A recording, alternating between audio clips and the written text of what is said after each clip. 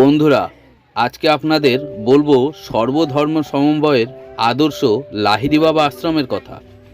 ব্যান্ডেলের লাহিড়ী বাবা আশ্রমে আধ্যাত্মিক ও প্রাকৃতিক পরিবেশের এক মেলবন্ধন ঘটেছে। রামকৃষ্ণ পরমহংসদেব বলেছিলেন, যত মত তত পথ, সকল ধর্মই সত্য। রামকৃষ্ণের এই বাণীকেই যেন প্রতিষ্ঠা করা হয়েছে ব্যান্ডেলের লাহিড়ী বাবার আশ্রমে। বাস্তবিক এই আশ্রমে ঢুকলে আপনি দেখতে পাবেন খ্রিস্টানদের যীশুখ্রিস্ট থেকে শুরু করে রাম, লক্ষ্মণ, সীতা, হনুমান থেকে শুরু করে জগন্নাথ, বলরাম, সুভদ্রা, গৌতম বুদ্ধ, এমনকি লোকনাথ বাবা পর্যন্ত এই আশ্রমে বিদ্যমান। মন্দিরের ভেতরে প্রবেশ করতেই প্রথমেই দেখা যায় দুর্গা প্রতিমা। যেন দেখে মনে হচ্ছে প্রতিমা বিসর্জন বা নিরঞ্জনের সময়ের একটি দৃশ্য। কলকাতার প্রায় নাগালের মধ্যেই অবস্থিত যোগীরাজ শ্যামাচরণ লাহিড়ীর দর্শনে নির্মিত হওয়া এই মন্দিরটির নাম আধারালয়। দেশ বিদেশের মানুষ একে লাহিড়ী বাবার আশ্রম নামে চেনে। ঘন সবুজের মাঝখানে অবস্থিত এই বিশাল আশ্রমটি জাতি, ধর্ম, বর্ণ নির্বিশেষে সকল দর্শনার্থীদের জন্য উন্মুক্ত। এখানে প্রবেশ করতে কোনো প্রবেশ মূল্য লাগে না। আশ্রমের মধ্যে প্রধান মন্দির ছাড়াও অসংখ্য মন্দির রয়েছে, যেমন নারায়ণ মন্দির, জগদ্ধাত্রী মন্দির, লোকনাথ মন্দির, শ্রীরামচন্দ্র মন্দির। তাদের পাশাপাশি খ্রিস্টান ও মুসলমানদের জন্যও সমান সম্মানের আলাদা প্রার্থনা স্থান রয়েছে। এই সব মন্দিরগুলো আমরা ভিডিও শেষে দেখব। আগে দেখে আসি প্রধান মন্দিরটি। এটাই সেই বিখ্যাত লাহিড়ী বাবার প্রধান মন্দির। মন্দিরের শুরুতেই রয়েছে মহাভারতের সময়ের একটি দৃশ্য, যেখানে কৃষ্ণ সারথী হিসাবে বসে রয়েছে এবং অর্জুন যুদ্ধে তীর নিক্ষেপরত অবস্থায় দণ্ডায়মান।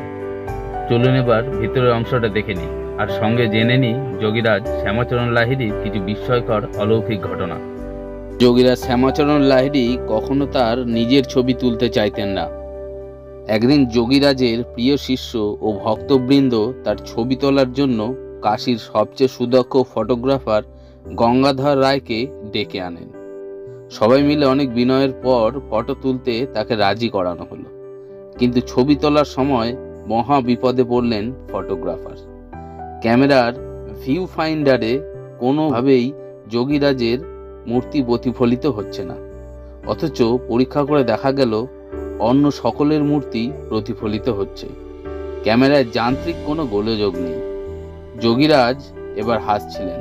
ফটোগ্রাফারকে জিজ্ঞেস করলেন, এ বিষয়ে তোমার বিজ্ঞান কি বলে? ফটোগ্রাফার বললেন, দূর হোক আমাদের বিজ্ঞান, আমি আপনার চরণে শরণ নিচ্ছি। আপনি ছবি তুলে ভক্তদের মনোবাঞ্ছা পূর্ণ করুন। যোগীরাজ এবার ক্যামেরার সামনে প্রস্তুত হয়ে বসতেই সব ঠিক হয়ে গেল।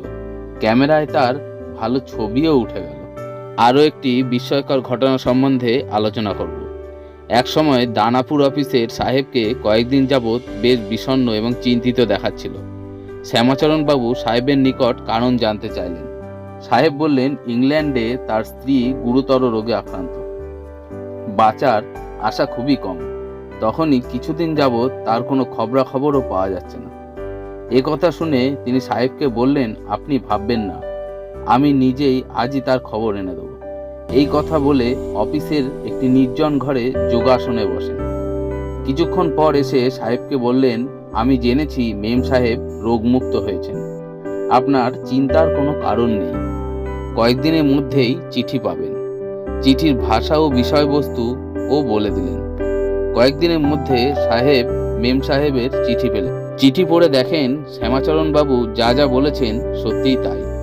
মাস কয়েক পরে মেম সাহেব দানাপুরে বেড়াতে আসেন। একদিন হঠাৎ তার শ্যামাচরণ বাবুর সাথে দেখা হলে তিনি চমকে ওঠেন।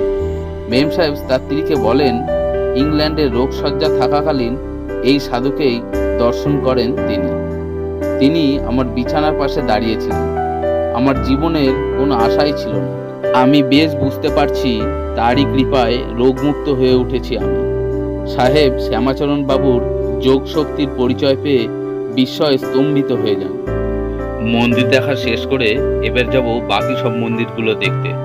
তবে সন্ধে ঘনিয়ে আসছে, হয়তো সব মন্দির দেখা সম্ভব হবে না, কারণ মন্দিরের গেট 6টার মধ্যেই বন্ধ হয়ে যায়। এর মধ্যে 2-3টি দোকানও দেখতে পেলাম, যার মধ্যে বেশ সুন্দর সুন্দর ঠাকুরের মূর্তিও রয়েছে। আপনারা চাইলে অবশ্যই সংগ্রহ করতে পারেন। মন্দিরটা লাস্ট আবারও একবার দেখে নিলাম। এবার দেখে নিই আর যে সমস্ত মন্দিরগুলো রয়েছে সেগুলো। তবে সন্ধে হয়ে আসছে, কতটা দেখাতে পারবো জানি না। তবে আপনারা যখন আসবেন অবশ্যই সব মন্দিরগুলো দেখার চেষ্টা করবেন। অসম্ভব সুন্দর এই মন্দিরগুলো।